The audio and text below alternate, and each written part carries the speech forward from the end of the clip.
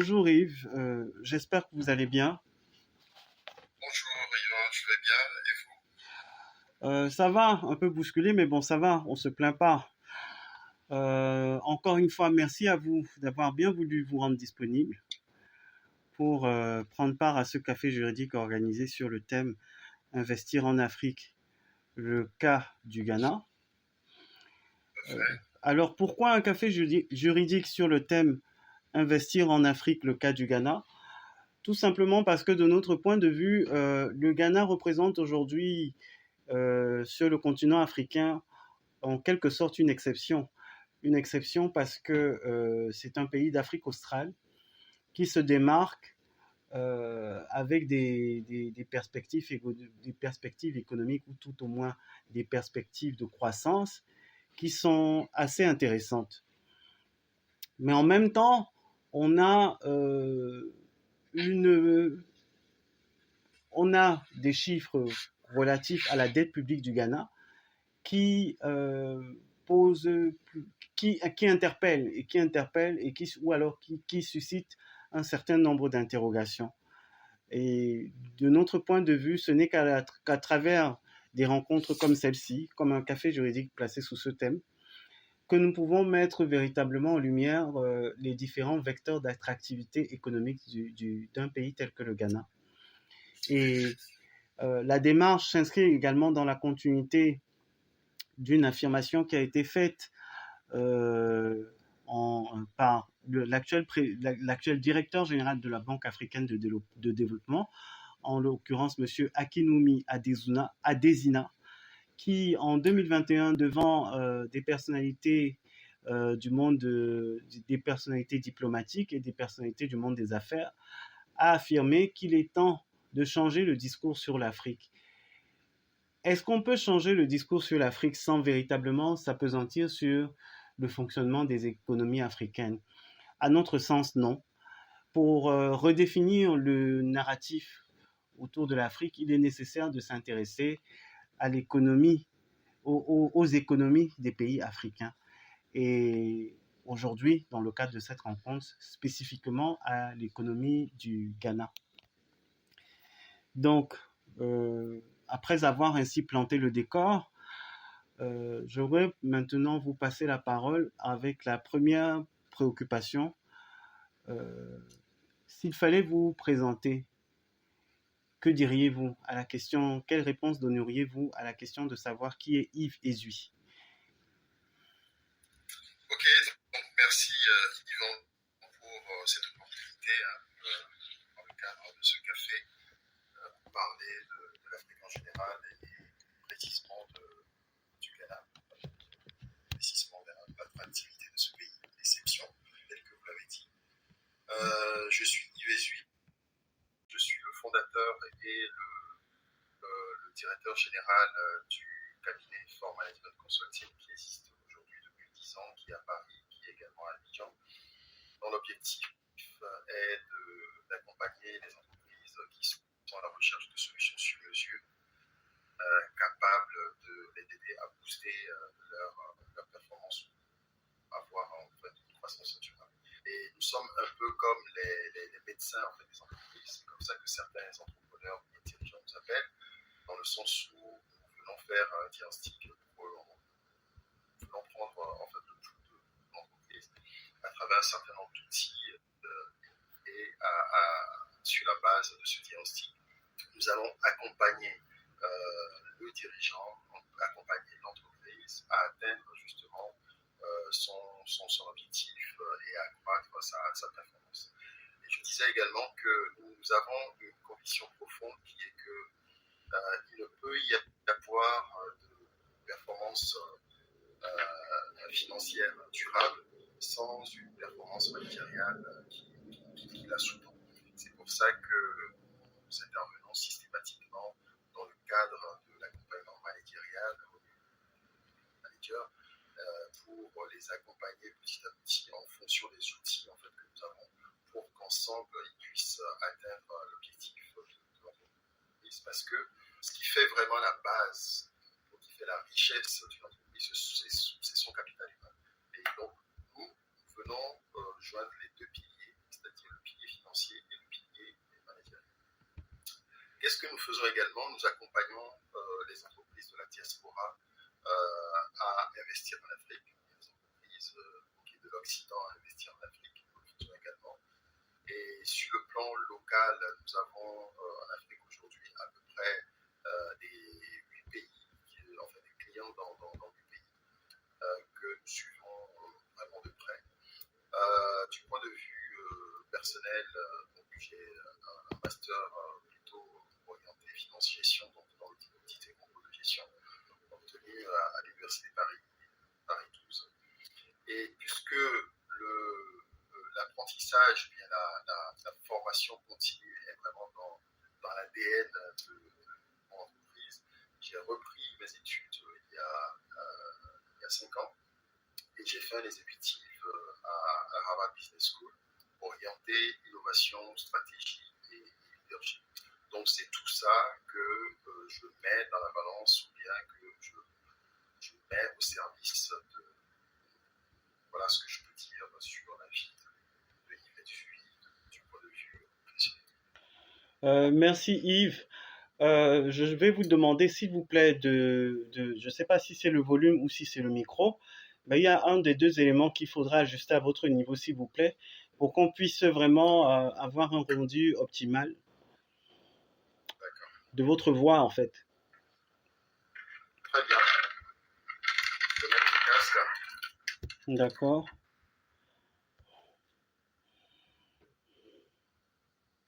Et vous allez me dire si c'est mieux ou pas. Bon. Est-ce que c'est mieux? Je crois que ça s'est légèrement amélioré quand même. Donc, merci. Et nous poursuivons avec la préoccupation suivante. Depuis 2017, le Ghana fait partie de la liste des 10 économies qui croissent le plus rapidement. Il s'agit là d'une affirmation d'Armelle Sejan, directrice générale de la Chambre de commerce et d'industrie France-Ghana. Quel est votre point de vue à ce sujet? C'est totalement, enfin c'est des faits, hein, je dirais, parce que sur les 10 pays qui ont une plus forte croissance dans le monde, vous avez 6 pays qui sont en Afrique, y compris le Ghana. Sur les 6 pays, vous avez la Côte d'Ivoire, vous avez le Sénégal, Djibouti, Tanzanie. Si je n'oublie pas, en fait, il doit y avoir l'Éthiopie également. Donc, le Ghana connaît vraiment une forte croissance depuis plusieurs années maintenant. Et cela est dû au fait que le gouvernement a mis en place ces 10 dernières années une politique d'ouverture au niveau des investisseurs qui sont venus massivement au Ghana. Et vous avez également une politique de modernisation des infrastructures, que ce soit des infrastructures au niveau télécom, au niveau routière, la facilitation des démarches administratives via la digitalisation. Donc, vous savez, en plus de ça, vous avez pas mal d'Africains américains qui sont revenus au Ghana, donc qui ont cherché leur terre d'origine. Tout à fait. Pas mal, en fait, qui se sont retrouvés au Ghana, qui ont massivement investi. Donc, vous avez tous ces éléments mis bout à bout qui ont contribué justement à cette croissance de ce pays que je connais. D'accord. Merci pour ces éléments de réponse. Et nous poursuivons notre échange avec une autre préoccupation. Les changements légaux opérés par le gouvernement ont facilité l'installation d'entreprises étrangères au Ghana, dans la continuité de ce que vous venez d'évoquer d'ailleurs, c'est-à-dire par exemple le retour aux sources ou alors le retour à leurs racines de certaines personnes qui étaient déjà installées dans d'autres pays, notamment aux États-Unis par exemple. L'un des cas les plus patents récents, c'est par contre, son nom est en train de m'échapper. Oui. Enfin, c'est le célèbre acteur. Oui, ça va revenir. C'est le célèbre acteur afro-américain qui est revenu au. Samuel L. Jackson? Non, pas Samuel L. Jackson. Oula, enfin, il a joué dans Thor, dans le film Thor. En fait, il est afro-américain. Enfin, pendant Ça qu'on va, est... ça va revenir. Ça va Idriss revenir. Elba.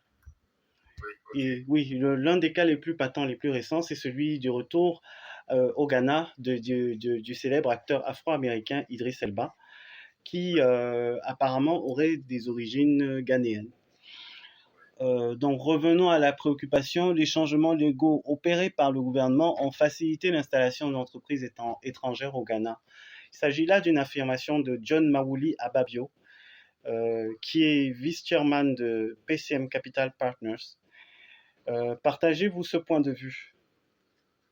Oui, totalement, parce que pour qu'il y ait une croissance, il faut qu'il y ait une certaine modernisation du climat des affaires ou une amélioration du climat des affaires. Et le Ghana est un exemple. Vous avez d'autres exemples dans la sous-région, comme le Togo, par exemple, qui a énormément amélioré son climat d'affaires. Vous avez le Ghana aussi qui en a fait pas mal. Et c'est ça qui a contribué justement à l'attrait des investisseurs, à l'installation des investisseurs dans ce pays. Et comme je le disais tout à l'heure, vous avez l'amélioration des infrastructures. Vous pouvez voir que le budget alloué par l'État entre 2019 et 2020, juste sur une année, a bondi de 76%. Ce qui montre vraiment que c'est un pays qui accorde une importance à l'amélioration des infrastructures, puisque, comme on dit, c'est-à-dire si vous n'avez pas de route, pouvoir allouer, pouvoir faire circuler ou bien transporter plutôt votre production, vous risquez d'être à la traîne de la croissance mondiale. Et donc, le gouvernement ghanéen a compris et a modernisé, a digitalisé surtout le système administratif concernant au niveau des impôts, au niveau de la création des entreprises, l'évolution au niveau télécom également. Donc, vous avez tous ces éléments justement qui ont contribué à l'attrait des investisseurs vers ce pays. Voilà, donc, pour vous dire de manière directe, je suis totalement d'accord avec cette affirmation et les éléments aujourd'hui que nous avons viennent étayer ces propos-là. Merci Yves. Nous allons poursuivre avec une autre préoccupation. Selon le rapport sur l'investissement dans le monde, rapport 2021 produit par la CNUSET, le Ghana a enregistré une baisse de 52% des IDE, investissements directs étrangers, en 2020, les entrées s'élevant à 1,9 milliard s'élevant à 1,9 milliard de dollars en 2020 contre 3,9 milliards de dollars en 2019. Et apparemment, ce ralentissement au niveau de la captation des IDE serait dû à l'impact socio-économique de la pandémie, et ce qui aurait entraîné donc le stock d'IDE, et ils poursuivent, c'est-à-dire la CNUSET poursuit son analyse en affirmant que le stock d'IDE a atteint 42 millions de dollars US en 2020. Quel est votre avis au sujet de tous ces chiffres qui ont été, relevés par la CNUSET dans son rapport sur l'investissement produit en 2021? Ok. En fait, ce qu'il faut retenir, premièrement, avant de répondre à cette question, c'est que le Ghana, lors de la crise sanitaire que nous avons connue dans le monde, le Ghana fait partie des pays qui ont mis en place tout de suite des mesures vraiment draconiennes face à la pandémie, en ayant une fermeture des frontières routières, une fermeture des frontières maritimes et aériennes, et même jusqu'à ce jour, la frontière terrestre ghanéenne entre ses voisins n'est pas encore totalement ouverte. Et ce qui fait que lorsque vous avez dans un pays toutes ces mesures qui sont liées au Covid, parce qu'on est en train de parler de 2019, c'est ce qui est tout à fait normal qu'il y ait une baisse de l'investissement. Pourquoi? Parce que les investisseurs cherchent la stabilité pour investir. Et lorsque vous n'avez pas la stabilité, que ce soit par cause sanitaire, par cause politique et autres, il n'y aura pas d'IDE en fait qui viendra, ou il n'y aura pas de croissance en fait au niveau des IDE. C'est ce qui explique vraiment cette baisse de 52%. Donc pour moi, dans la question, il y a la réponse en même temps, parce que c'est le Covid en fait qui explique justement cette baisse-là. Et pour preuve, lorsqu'on regarde en fait les IDE entre 2020 et 2021, vous allez voir que le stock en fait IDE a recommencé en fait par croître. Et on passe pratiquement de 3,9 à 4,1 milliards de dollars entre 2020 et 2022, lorsqu'on regarde en fait les chiffres de la Banque mondiale. Donc ce qui prouve vraiment que la cause principale de cette baisse d'IDE est liée à la crise sanitaire que le Ghana a connu, que le monde entier en fait a connu. Et cela a eu un impact réel sur ce pays-là. Sinon, on n'aurait pas eu une croissance en fait par la suite. C'est ce que je peux donner comme explication par rapport à ça, et je suis totalement d'accord avec cette analyse. Merci Yves. Nous allons continuer avec une autre préoccupation. Parmi les premières réformes introduites par le président Nana Akufo-Addo lors de son premier mandat, figure celle du système bancaire. Un certain nombre d'établissements bancaires n'étant pas assez sains ont été retirés du marché.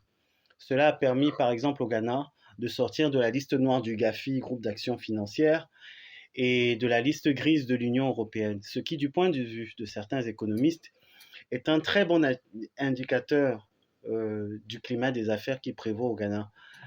Quel est votre point de vue à ce sujet? De manière directe, je dirais, c'était une mesure courageuse, d'abord, une mesure courageuse et une mesure sensée et pragmatique. Pourquoi? Je m'explique. Vous savez, un investisseur regarde un certain nombre de paramètres avant d'investir dans un pays. Et essentiellement 3 paramètres. Il y en a d'autres, mais le premier, c'est la stabilité au niveau politique. Le deuxième, c'est la stabilité monétaire. Et le troisième, c'est le système bancaire, la confiance accordée au système bancaire. Pourquoi? Parce que l'investisseur ne souhaiterait pas mettre sa mise et voir sa mise disparaître parce qu'il y aurait une insolvabilité du système bancaire. Tout à fait. Nous sommes en train de voir au niveau du Nigeria, en ce moment, depuis quelques jours, le problème des liquidités. Le problème de liquidité et la crise de confiance que les gens ont au niveau bancaire. Et or, la banque fonctionne énormément avec la confiance. Et ce qui fait qu'il y a une crise de confiance qui entraîne le retrait massif. Et même dans le cas du Nigeria, les gens ne peuvent même pas en fait retirer parce qu'il y a un quota alloué qui est très très très faible par rapport à la gestion de la vie en fait quotidienne. Donc je reviens en fait au sujet du Ghana. Donc ce qui fait que je pense qu'il s'est dit en bon juriste et en bon économiste, parce que le président Nana Akufo a quand même un bon background en fait de la finance. En fait, il est également économiste avant d'être juriste. Et il s'est dit, le premier élément sur lequel il faut jouer, c'est le système bancaire. Et il a très bien fait d'assainir justement le système bancaire parce que ça a permis d'augmenter la confiance des investisseurs étrangers. Et c'est un des éléments qui a entraîné cette croissance également du stock d'IDE dans le pays. Et il s'est rendu compte, je pense, si je me mets en fait à sa place, que les 2 premiers paramètres que j'ai cités, qui sont la stabilité politique, parce que la stabilité politique, c'est un exemple. Le Ghana, depuis 90, n'a jamais a toujours eu une alternance politique pacifique. Et bon, il n'y a pas, c'est un élément déjà qui est acquis. Le deuxième élément, qui est la stabilité de la monnaie, c'est une aventure de longue haleine qu'il faut faire en fait sur une longue période. Et donc là, je pense que l'élément qui est en guillemets qu'on peut appeler le quick win, qu'on peut dire, c'était le système bancaire, et il a fait et il a réussi. Donc pour moi, c'était quelque chose qu'il fallait faire systématiquement pour redonner de la confiance et pour que les investisseurs en fait, puissent venir dans le pays. Il a très bien fait d'avoir pris cette décision. D'accord. Euh, donc là, nous avons évoqué nous avons pu avoir votre point de vue au sujet des réformes menées par le président Nana Akufo-Addo en faveur de l'amélioration du climat des affaires au Ghana.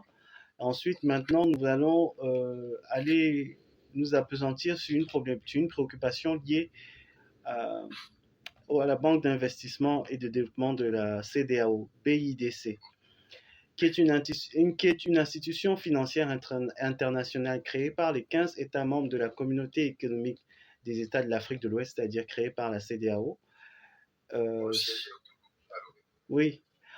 Euh, euh, Selon cette institution bancaire, le Ghana est considéré comme un pays à haut risque de surendettement, ce qui se traduit essentiellement par une augmentation des risques de change, de taux d'intérêt et de refinancement. Comment expliquez-vous cela? C'est plus en fait pas un mécanisme, je dirais, technique, enfin, dire que c'est un pays en fait, surendetté. Personnellement, je ne le dirais pas. Euh, si je me base sur les quelques éléments d'économie, en fait, tout le reste, hein, parce que j'ai également maîtrise en économie. En fait, tout part de la monnaie. Le Ghana a une monnaie qui est volatile, qui s'est dépréciée dans le temps. Je me souviens en 2008, lorsque ils ont revalorisé la monnaie, un Ghana Cedis en 2008 était égal à $1 US en 2008. Aujourd'hui, le Cedis vaut à peu près, donc aujourd'hui, hein, si je vous dis cette semaine, c'est entre 12 et 13 Ghana Cedis, c'est-à-dire vous prenez $1, vous allez avoir 13, 12 ou 13 Ghana Cedis. Donc vous imaginez, en 15 ans, la monnaie s'est dépréciée, a été divisée par 12 ou par 13. Donc du moment où vous avez dans un pays a une monnaie qui est aussi dépréciée, automatiquement vous allez avoir l'inflation. Et si vous avez l'inflation, vous allez avoir un taux d'intérêt, un taux qui va être très élevé. Donc ce qui fait que pour pouvoir payer en fait cette dette extérieure, ça devient un peu plus difficile. Mais le Ghana étant une économie assez forte quand même, avec pas mal d'investissements, il y a quand même pas mal de liquidités parce que là, on va se rebattre ou bien se ranger plutôt sur les devises en fait à l'étranger. Donc parler de surendettement en fait d'un pays qui est en pleine croissance, qui a quand même en fait fait ses preuves, j'irai pas jusque là. Maintenant, est-ce qu'il y a un risque? Oui. Au niveau monétaire, oui. Quel pays en fait n'a pas de risque? Il n'y en a pas de tous les indicateurs en fait sont verts, ça n'existe pas. Donc je pense aujourd'hui que le gros problème au niveau de ce pays, c'est sa monnaie en fait qui n'est pas stable, qui n'est pas à parier ou bien qui n'est pas, je dirais, cooptée avec une autre monnaie qui pourrait lui donner en fait une certaine solidité, une certaine valeur en fait sur plus de valeur plutôt, je dirais, sur le marché. Donc oui, c'est un pays qui est un peu à risque au niveau monétaire, mais c'est un pays quand même qui a énormément d'atouts par ailleurs. Merci Yves. Merci parce que c'est l'une des préoccupations majeures de cet entretien parce que, comme je l'ai dit dans mon propos introductif, le Ghana représente en quelque sorte, je sais pas, je sais pas si le terme approprié c'est curiosité, mais en tout cas, je sais pas si c'est curiosité ou si c'est exception. Parce qu'en fait, on a des signaux qui sont tous verts, et il y a un signal qui est, je ne sais pas si on va dire jaune ou rouge ou orange, et qui quand même attire l'attention. Donc en tout cas, merci pour ces éléments d'éclairage. Et nous allons passer à la préoccupation suivante. Parmi les vecteurs de l'attractivité du Ghana figure la politique de bonne gouvernance appliquée par le président Nana Akufo-Addo, et cette politique de bonne gouvernance qui est matérialisée, entre autres, par une lutte acharnée contre la corruption. Quel est votre point de vue à ce sujet? Je vais être peut-être direct et brutal. En fait, la corruption en Afrique, c'est un peu comme un cancer. Je vais vous dire pourquoi. Parce que on ne peut pas se développer concrètement. Il ne peut pas y avoir une croissance pérenne dans un pays s'il y a une corruption qui est pléthore.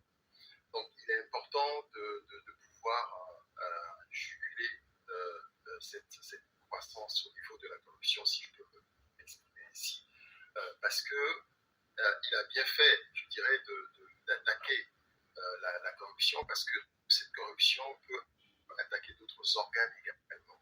Et lorsque vous avez dans un pays un investisseur qui vient investir mais ne peut pas jouir totalement du retour sur investissement parce que peut-être qu'il est spolié, je ne suis pas en train de parler du Ghana spécifiquement là dans mes propos, je suis en train de parler en général, parce que pour expliquer pourquoi la corruption doit être quelque chose d'important à régler. Donc, je donne également d'autres exemples. Pourquoi la corruption doit être totalement arrêtée, quand même mis dans les préoccupations urgentes de mon pays? C'est tout simplement parce que lorsque, je prends l'exemple au niveau sanitaire, lorsque le budget alloué à la maintenance du matériel médical ou bien des hôpitaux du pays sont coupés en fait de moitié. Donc vous êtes d'accord avec moi qu'au bout d'un certain temps, il ne pourrait pas y avoir des soins à la hauteur du budget en fait, qui a été donné ou bien du souhait de l'État. Donc à partir de ce moment, il y aurait systématiquement atteinte à la vie de la population. Donc si je reviens maintenant à la question, il a totalement raison d'attaquer cette histoire de front. Quand je dis il a raison, en fait, le président, d'attaquer en fait la corruption, parce que c'est également un élément de non-attractivité des investisseurs dans un pays. Donc, comme le système bancaire tout à l'heure, il a travaillé sur le système bancaire et la corruption fait partie des éléments qui freinent les investisseurs. Donc, c'est important qu'on puisse agir sur ce phénomène-là, et il a bien fait justement d'agir là-dessus. Maintenant, est-ce que c'est un élément qui est spécifique au Ghana? Je ne pense pas. Je pense que c'est un élément qui est spécifique de tous les pays en voie de développement et pas systématiquement doigté en fait le Ghana ou un autre pays. Et je pense que du moment où vous avez des structures qui ne sont pas assez fortes, vous avez un coût de vie qui est assez élevé, avec un revenu qui est assez faible ou bien qui ne suit pas le niveau de vie, au bout d'un certain temps, vous ne pouvez qu'avoir en fait, la corruption. Si on fait le comparatif avec les pays occidentaux, pourquoi ce phénomène de corruption est plutôt bas? Parce que je ne peux pas dire qu'il y a une corruption zéro, on ne peut pas dire ça. Pourquoi c'est bas? C'est tout simplement parce que au fur et à mesure qu'il y a une croissance économique, il y a également la richesse de la classe moyenne ou bien de la population qui l'accompagne. Donc le niveau de vie est accompagné par l'élévation du revenu. Donc c'est ça qui fait qu'au bout d'un certain temps, la corruption en fait disparaît. Il y a également la bonne gouvernance qui intervient dans la volonté de réguler cette corruption. C'est lorsqu'il y a la bonne gouvernance et que les gens sont payés à un bon niveau, bon, ils ne se posent pas en fait, ils se posent pas la question, bien ils se posent moins la question en fait de la corruption. Donc je pense que c'est un élément qui est très important. Si on parle aujourd'hui de l'investissement au Ghana, si on parle de l'investissement dans le pays, il y a des éléments qui sont fondamentaux qu'on doit nécessairement en fait, travailler pour entraîner l'attractivité du pays. Et c'est justement ce qu'il a fait. Merci Yves pour ces éléments d'éclairage. Maintenant, s'il fallait établir une short list des secteurs porteurs d'opportunités d'investissement au Ghana, ce seraient lesquels d'après vous? Il y a plusieurs secteurs et cette liste ne concernerait pas que le Ghana. L'année dernière, j'avais fait justement un séminaire, un webinaire, où j'avais sélectionné un certain nombre de secteurs dans lesquels il faut aller en Afrique. Et je retrouve les mêmes secteurs au Ghana. Donc, premièrement, je dirais l'immobilier. Je vais vous dire après pourquoi j'avais sélectionné ces secteurs. Vous avez l'immobilier, vous avez l'hôtellerie, vous avez l'éducation, vous avez tout ce qui est TIC, vous avez également l'événementiel. Et pourquoi je cite en fait les éléments? Je vais vous donner quelques ratios. Vous savez, aujourd'hui, la classe moyenne africaine est à peu près de 350 millions de personnes. Ce qui est intéressant, mais c'est quand même un peu faible. Et aux alentours de 2050, on est en train de prévoir plus d'1 milliard de personnes dans la classe moyenne. Vous savez que la richesse de notre pays se fait en fait par la classe moyenne. Okay? Donc, lorsque vous avez une croissance de la classe moyenne dans un pays, automatiquement, vous savez qu'il y a une richesse en fait qui se crée et que les personnes sont intéressées par le loisir, par l'immobilier, parce qu'ils veulent avoir un élément, comment dire, un environnement beaucoup plus sain, beaucoup plus confortable. Donc l'immobilier fait que si vous avez une classe moyenne qui est de plus en plus riche, vous pouvez investir dans l'immobilier parce que vous aurez en face des personnes qui ont la capacité de pouvoir acheter ce que vous êtes en train de construire. Ça, c'est le premier point. Le deuxième point, c'est que en 2050, l'Afrique aura 2,5 milliards de personnes. Autant de bouches à nourrir. Je n'ai pas cité tout à l'heure le secteur agricole, ou bien la production manufacturière, la production agricole plutôt. Donc, ce qui fait que si vous avez 2,5 milliards de personnes à nourrir, automatiquement, si vous investissez dans l'agriculture et dans l'agro-business, certainement que vous aurez un bon retour sur investissement. Si je me base encore une fois sur ce ratio qui est que à l'horizon 2050, il y aura à peu près 2,5 milliards de personnes en Afrique. Si on se base là-dessus, on sait qu'il y a autant de personnes disponibles pour pouvoir, pour pouvoir nourrir, qu'il faut nourrir. Donc j'ai parlé de l'agriculture tout à l'heure. J'ai parlé également de l'éducation. Pourquoi l'éducation? Parce que vous avez une population, quand je prends le cas du Ghana, vous avez à peu près 37% de la population sur les 35 millions que compte le Ghana, 37% à moins de 15 ans. Donc, ça veut dire 37% qu'il faut éduquer. Et l'éducation est un élément, est un vecteur de croissance et en même temps un secteur d'investissement. Pourquoi également? Parce que l'État a mis en place un certain nombre d'abattements au niveau des universités pour encourager tous ceux qui veulent investir dans ce domaine-là, dans ce secteur surtout, à avoir des abattements fiscaux. Donc vous voyez que ce sont des éléments en fait d'attrait, ce sont des éléments qui représentent des vecteurs de croissance en fait, pour le pays. Et ce sont des secteurs dans lesquels en fait il faut aller. J'ai parlé également de TIC, tout ce qui est technologie, nouvelle technologie, tout ce qui est lié à l'informatique, à la digitalisation. Vous avez l'État qui a mis en place également des abattements, c'est-à-dire des exonérations fiscales allant jusqu'à 10 ans pour toute entreprise dans ce domaine-là. Vous avez également des abattements pour des entrepreneurs qui ont moins de 35 ans et qui ont créé leur entreprise, qui auront des abattements jusqu'à 10 ans et avec des abattements supplémentaires entre 1 et 15%.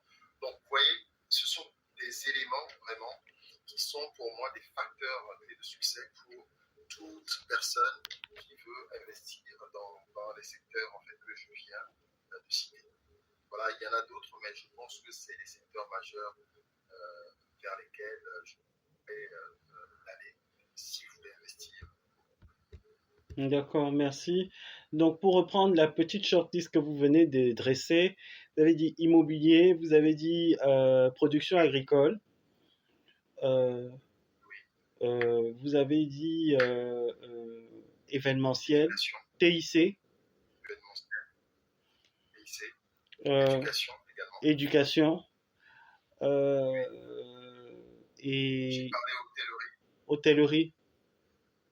Hôtellerie parce que vous avez une classe moyenne qui s'enrichit de plus en plus, donc le loisir va augmenter la demande ou bien le besoin du secteur du loisir ou bien voilà, va augmenter parce que qui dit richesse dit également recherche de confort. D'accord. Merci Yves. Euh, nous, nous sommes pratiquement rendus au terme de notre échange de ce jour. Parce que nous avons une dernière préoccupation à évoquer. Quels sont, d'après vous, les vecteurs de risque susceptibles de contrarier les perspectives de développement économique établies pour le Ghana? D'accord. Comme on le disait tout à l'heure, hein, principalement le premier élément, en fait, c'est la monnaie. C'est une monnaie en fait, qui est très volatile. Donc, en termes d'investissement, c'est un peu difficile, mais en même temps, euh, je me souviens, dans les périodes où j'ai vécu au Ghana, je me souviens que jusqu'à aujourd'hui, hein, la monnaie de fonctionnement de ce pays, c'est généralement c'est le dollar. Hein. Parfois, en fait, parfois, c'est du CFA. Dans le sens où des choses, des transactions, il y a certaines autres transactions en fait, qui se font soit en CFA, soit en dollars, pour éviter d'avoir une certaine dépréciation de la monnaie une fois que le, la transaction en fait soit passée. Donc ça c'est le premier élément. Le deuxième élément c'est la lourdeur bureaucratique.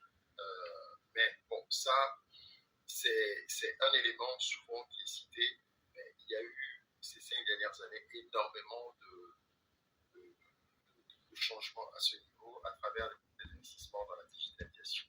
Le fait qu'il y ait un bureau, un guichet unique au niveau des entrepreneurs.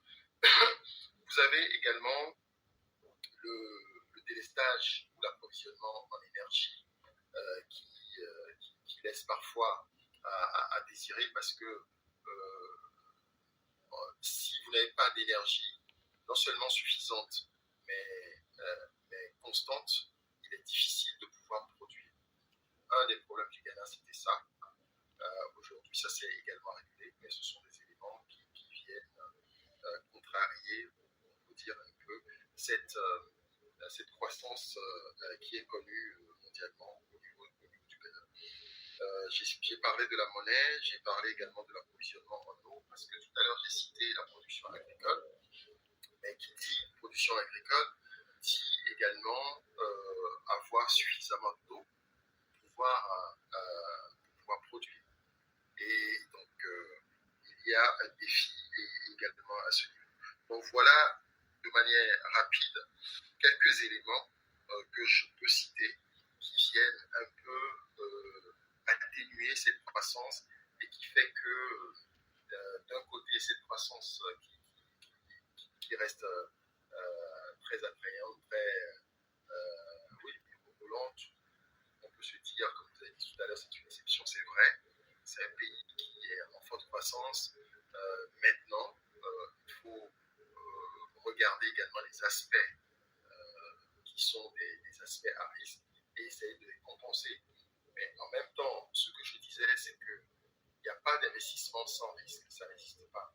Le plus important, c'est de mitiguer ces risques-là et de voir sur le terrain concrètement comment il faut faire pour pouvoir pallier ce type en fait, de voilà de manière globale ce que je peux dire sur les risques individuels. Merci Yves.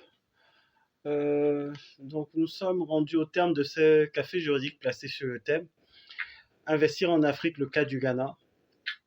Comme nous l'avons dit dans le propos introductif, c'est une rencontre qui nous a semblé utile, opportun de tenir, compte tenu du fait que le Ghana représente en quelque sorte aujourd'hui une exception, ne serait-ce qu'au regard des perspectives de croissance économique qui lui sont reconnus, mais également une exception quand on commence à regarder, à évoquer cette question ou alors les interrogations liées à la monnaie qui ne cesse de baisser et qui entraîne forcément d'autres implications et qui suscite forcément des interrogations, pour ne pas dire des inquiétudes. Merci pour les éléments d'éclairage que vous nous avez fournis. Nous, ce que nous retenons, c'est que les voyants sont clairement au vert, du moins pour la plupart, et qu'il n'y a pas véritablement de voyants rouges, mais plutôt, on va dire, des voyants, ce sont en quelque sorte des signaux d'alarme de teinte jaune ou orange, et qui sont là véritablement plus pour les dirigeants à l'attention des dirigeants du Ghana, pour les interpeller de manière à ce qu'ils arrivent, je ne sais pas si on va dire, à stabiliser leur monnaie, mais et à côté de cette préoccupation-là qui est vraiment du ressort des gouvernants, des dirigeants du Ghana, les opérateurs économiques, qu'il s'agisse des opérateurs, des entrepreneurs ressortissants ghanéens et qui souhaitent investir, qui souhaitent se déployer, ou même si on veut regarder du côté des investissements directs étrangers, les voyants sont clairement plutôt positifs. Le curseur est positif parce que les perspectives donnent matière à penser qu'il y a véritablement des choses à faire. De toutes les façons, les chiffres, comme on a l'habitude de le dire, les chiffres ne mentent pas. Il y a des projections qui sont faites depuis, on l'a dit, à l'entame de notre entretien de ce jour, depuis pratiquement une dizaine d'années, et qui montrent clairement que le Ghana est sur une courbe de croissance. Il n'est pas sur une courbe de décroissance. Nous relevons également, au terme de cet échange que nous venons d'avoir avec vous, qu'il est important que si on pense à investir au niveau du Ghana, que ce soit par le truchement des IDE ou alors par le truchement de l'investissement entrepreneurial, il faudrait penser à regarder, à aller vers des secteurs tels que l'immobilier, les TIC, la production agricole, l'hôtellerie et en dernier recours, vous avez évoqué les infrastructures, c'était bien ça? L'éducation. Pardon, l'éducation. Oui, et en cinquième, oui, et cinquième point de cette petite shortlist indicative à titre de prescription pour ceux qui sont intéressés, l'éducation. Vous avez également précisé que vous avez également relevé que vous introduisez l'hôtellerie dans la liste des secteurs intéressants ou alors dans lesquels il y a des opportunités d'investissement, simplement en vous basant sur une donnée essentielle, l'accroissement de la middle class en Afrique, qui est qui est évalué aujourd'hui à pratiquement 350 000 personnes et qui est censé évoluer 350 000, pardon, qui est évalué aujourd'hui à 350 millions de personnes et qui est censé évoluer jusqu'à atteindre le milliard, c'était bien ça? Voilà, c'est ça. Qui est censé atteindre le milliard d'ici 2050, Oui. qui est censé atteindre le milliard, qui est censé atteindre le milliard d'ici 2050. Et donc, compte tenu de cet élément, si on a une middle class qui est aujourd'hui évaluée à 350 millions de personnes, avec des projections sur 1 milliard de personnes, avec des projections vers un effectif de 1 milliard de personnes, toujours s'agissant de cette middle class, il est clair que les préoccupations liées au divertissement, au loisir, vont nécessairement augmenter et qu'il faudrait pouvoir offrir à ces personnes-là justement des opportunités dans le domaine des loisirs. C'est pour ça que j'ai cité également l'événementiel. Et voilà. Merci pour la petite piqûre de rappel. C'est pour ça que vous avez également évoqué l'événementiel. Nous vous disons merci encore. Déjà pour avoir pu dégager quelques minutes de votre temps, d'avoir bien voulu vous rendre disponible pour cette rencontre. Nous espérons pouvoir nous retrouver avec vous tout au long de cette année pour échanger dans le cadre toujours de Café Juridique mais même si c'est sur de tout autre, même si c'est sur d'autres thématiques. Euh, et puis, donc, nous vous souhaitons, là, nous sommes vendredi 17 février. À ma montre, il est, je crois bien, 16 heures. Bon, 16 heures. 16 heures à Paris. Voilà. Je crois que le week-end 16 est heures en... à Douala, 16 heures à Paris. Voilà. Donc, je crois que nous sommes alignés. C'est une bonne chose. Le week-end pointe à l'horizon. Nous n'allons pas vous retenir plus longtemps. Et nous vous disons d'ores et déjà bon week-end.